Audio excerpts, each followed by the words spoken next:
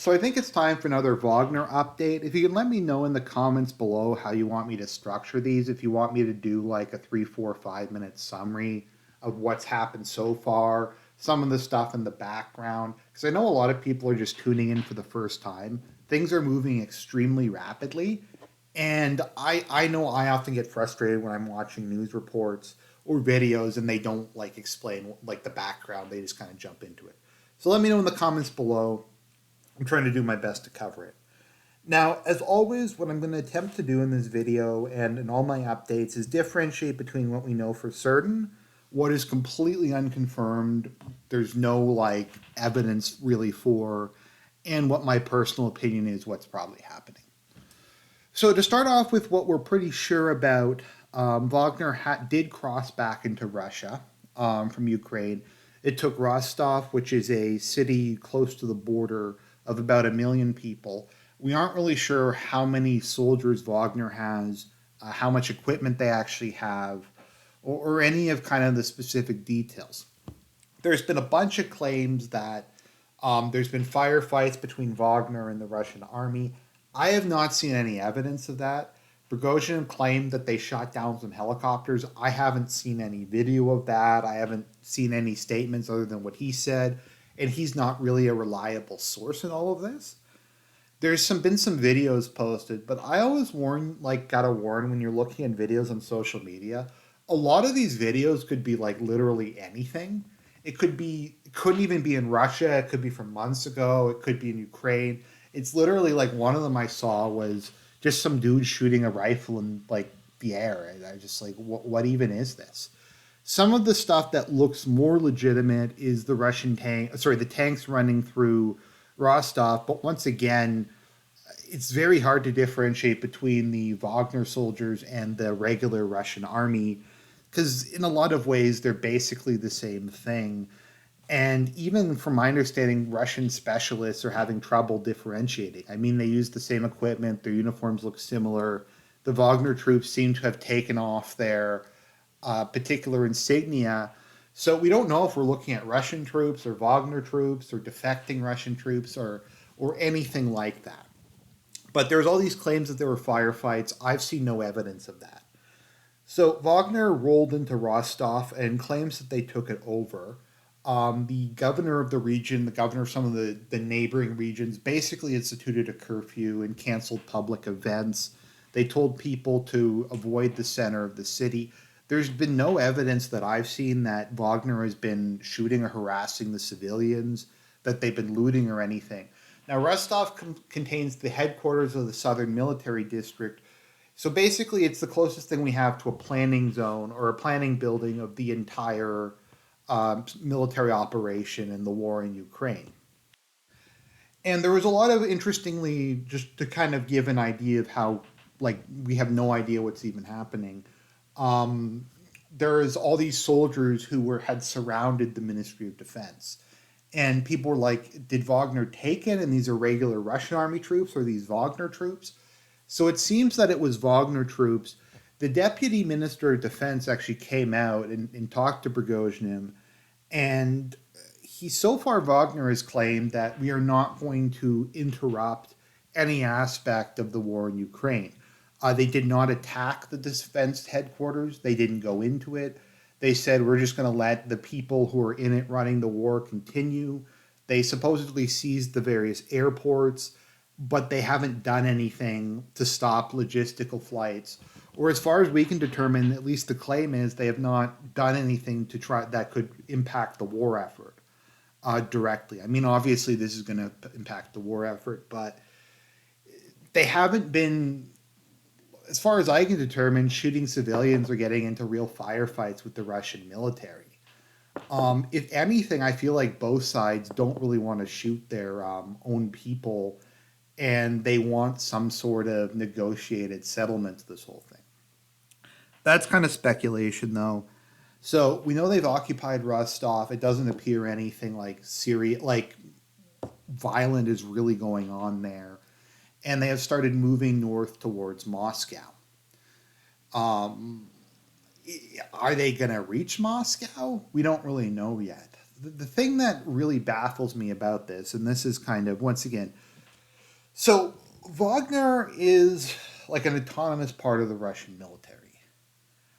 I've heard so many different things about the type of equipment they have. If they're just light infantry, if they have infantry fighting vehicles, if they have tanks, if they have aircraft. Assuming that they maybe have some infantry fighting vehicles, some motorized infantry and light infantry, I don't know how they're expecting this to go if this is a coup. They started off in Ukraine, and it's a very long way to get from Ukraine to Moscow. And even if they can do it in a couple days, that gives the Russian Ministry of Defense and the Russian government all kinds of time to rush troops around, to come up with a plan, to bring in the air support, to do all this kind of stuff. I don't know how they're expecting to get reinforcements or supplies. I mean, they have to have a limited amount of even just rations and stuff. And unless they're going to raid Russian military headquarters, I don't know what they're expecting to have happen here.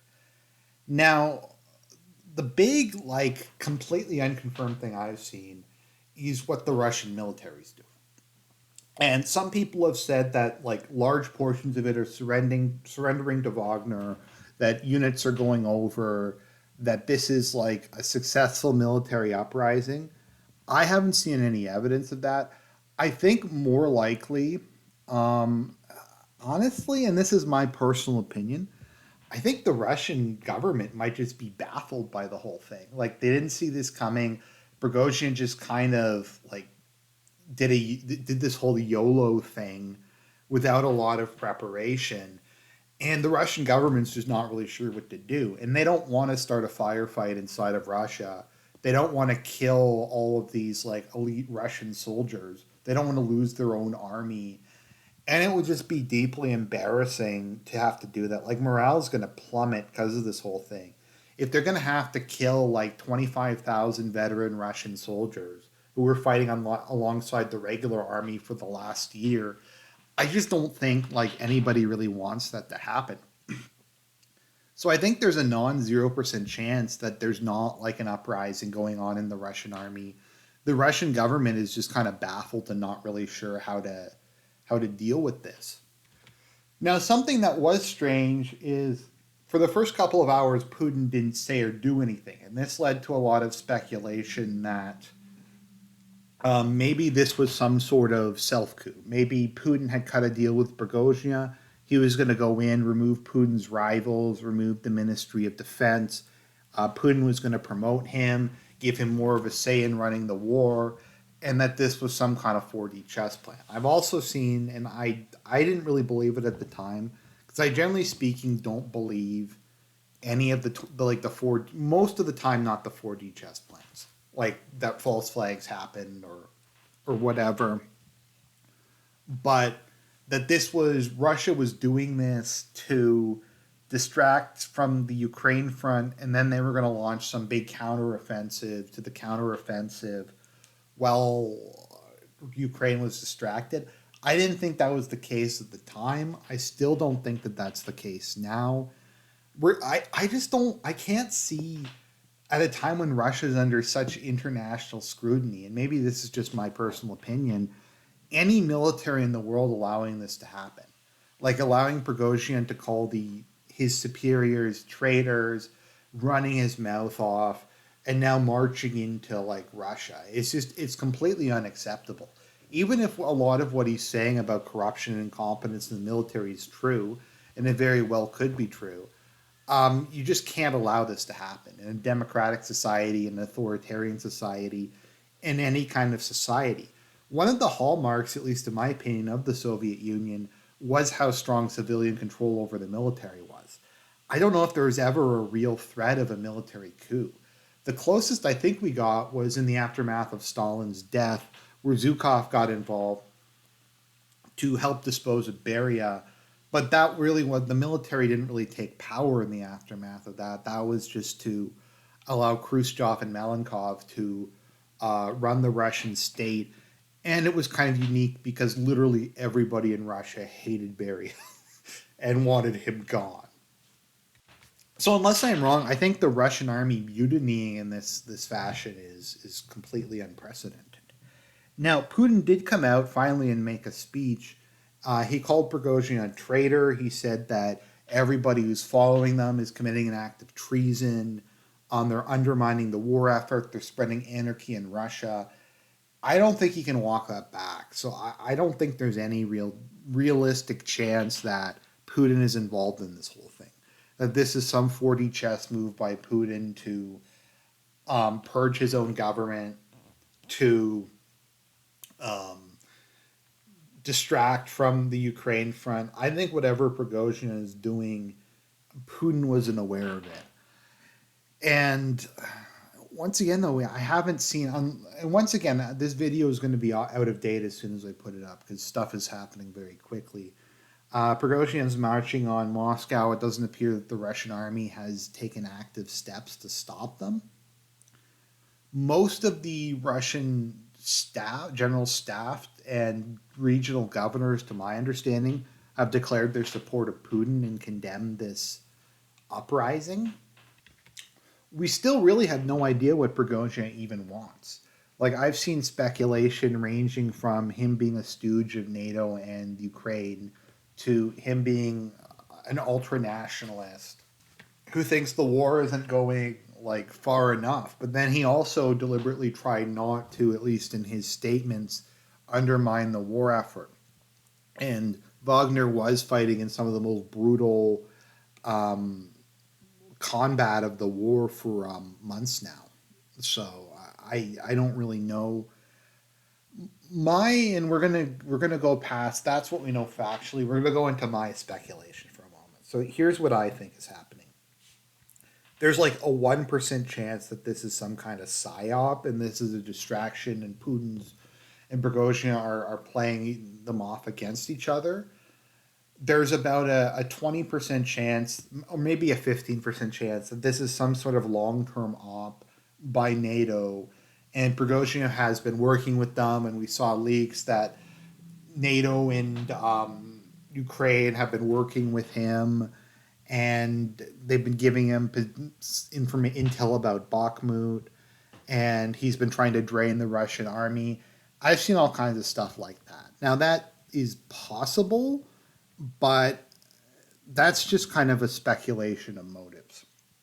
So here's what I think is the most likely. And once again, take this with a massive salt mine. So Prigozhin is not a military man. I think that's important to keep in mind. He doesn't have, to my understanding, military training. He didn't have military experience prior to this. He was a businessman, specifically a caterer. He also ran apparently an internet troll farm somewhere in Russia. So he's not a military man. Now, war is extremely stressful, physically and mentally.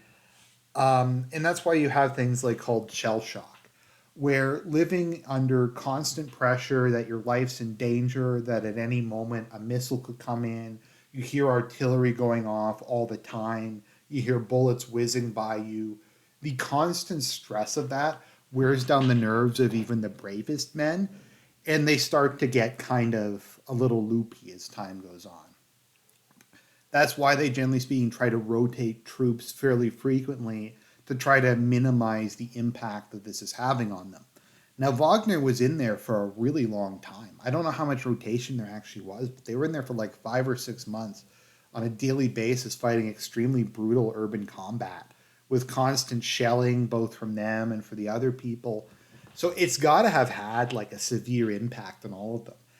And Prigozhin doesn't have the military training and this, I guess, kind of the sense of detachment that officers are supposed to have. Officers, it's an unenviable job because you're going to have to send your boys into situations where you know some of them or even a lot of them are going to have to die. And someone below who's an officer or knows more about military training can maybe specify this for me. But to the best of my understanding, there is some sort of training to build that sense of detachment from your soldiers in order to be able to kind of resist this morale shock. And Prigozhin doesn't have that. And it's very clear that regardless of whatever else you have to say about him, he does love his boys. He sees the Wagner guys as his boys. He's a father to his men. He's known for going up into the front lines as morale boosting. He's known for his personal courage. By all accounts, he's loved by his soldiers. He's loved by a lot of the Russian army. At least the grunts on the ground have a lot of respect for him.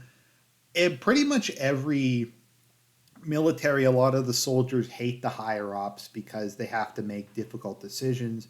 And probably for a lot of them, Prigozhin is expressing their deep frustration over this whole conflict. And as time goes on, he's been becoming increasingly unhinged. He was showing the videos of his soldiers, like dead soldiers. So I think he's just been like worn down mentally and he's kind of unhinged at the moment. He needs a vacation. He needs to go somewhere else for a time. And the emotional damage has just piled up.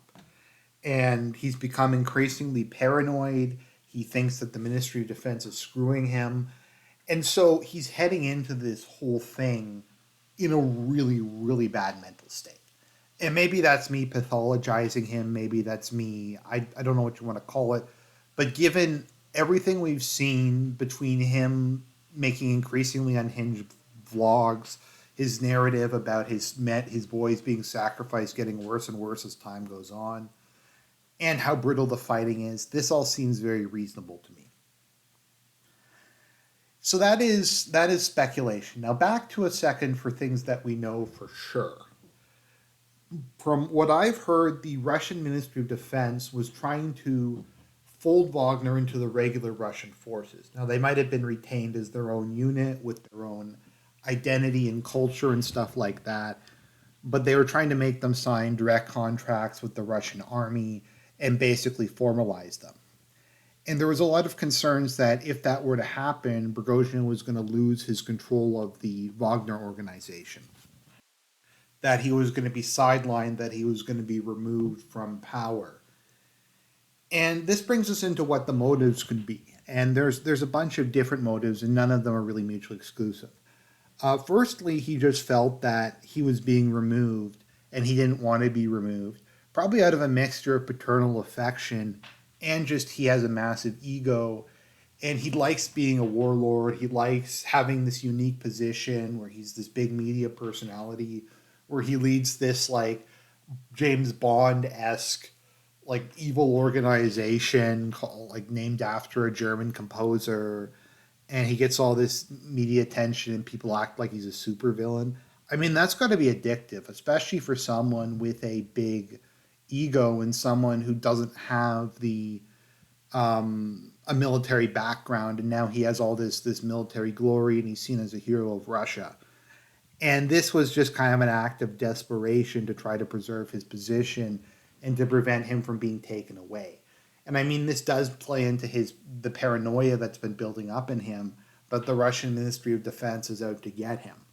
So I think probably the most likely thing to me is that this is Prigozhin just being him, and he just kind of saw the writing on the wall that he was going to be removed, that the Ministry of Defense was tired of his insubordinate behavior, and that he might have been sent to a gulag or arrested or exiled or made an unperson, and he would have gone from being like the hero of the Russian Federation to basically just being persona non grata because of his statements, because of the buffoonish way he's been acting in public, and because he's pissed off a lot of very powerful people within the Russian state.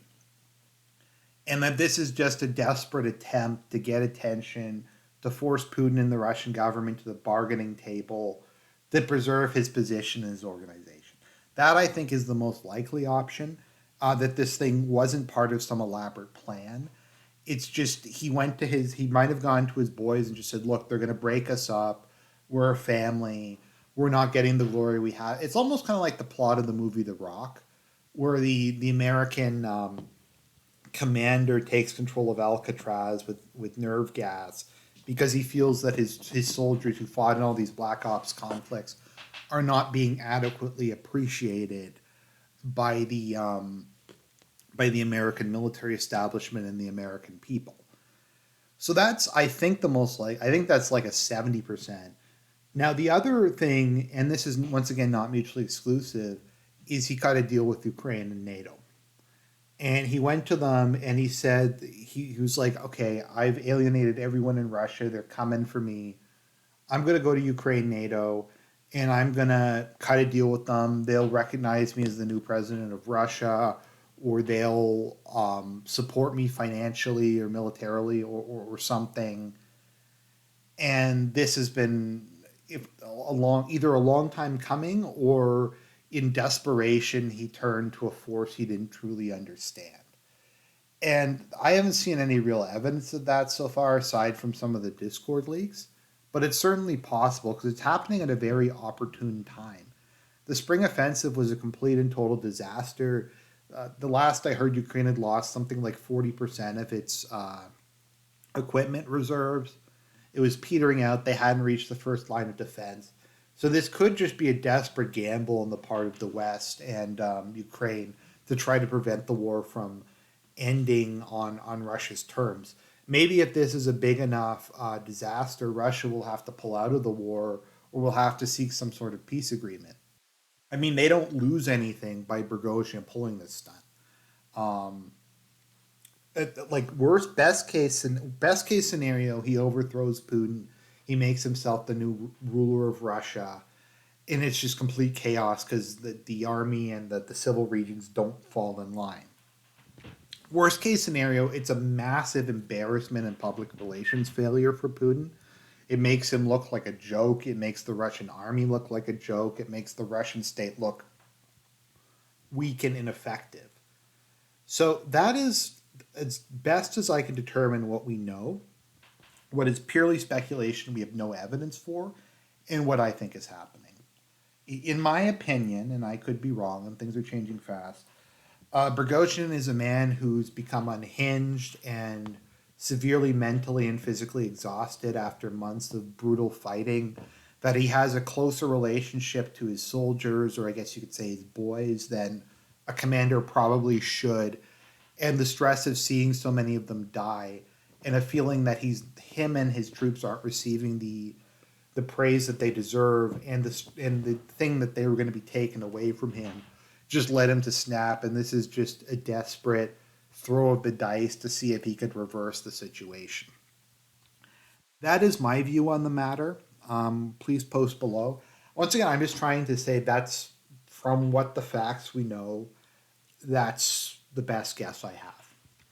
So God bless. I'll try to do updates throughout the weekend. I actually have quite a bit of homework I need to get done for my master's degree, but I'll do my best to try to follow this along as I can, and I'll post another update soon.